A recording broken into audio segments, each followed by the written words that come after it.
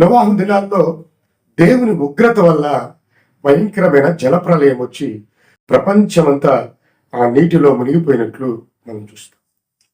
రెండవది, దేవుని యొక్క ఉగ్రత వచ్చినప్పుడు సొదొమ గొమొర్రా పట్టణాలు అగ్ని చేత కాల్చివేయబడి బూడిదైనట్లు మనం చూస్తాం.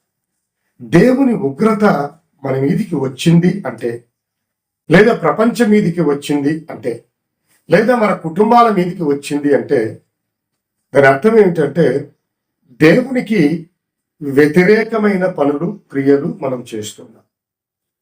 దేవునికి ఇష్టం లేని పనులు చేస్తున్నాం గనక, దేవునికి నచ్చని పనులు చేస్తున్నాం గనక దేవుని ఉగ్రత ప్రపంచం మీదికి, కుటుంబాల మీదికి, సంఘాల మీదికి, వ్యక్తిగత జీవితాల మీదికి వచ్చినట్లుగా చూస్తాం.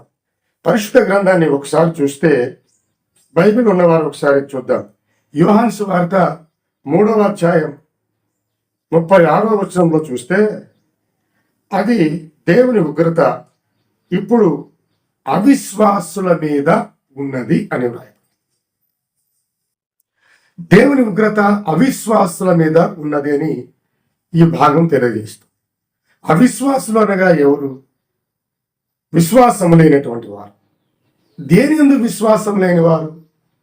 దేవుని యందు విశ్వాసం లేనివారు, దేవుని అద్భుత ఆశ్చర్య కార్యాల మీద విశ్వాసం లేనివారు, దేవుని వాక్యం మీద విశ్వాసం లేనివారు అవిశ్వాసం.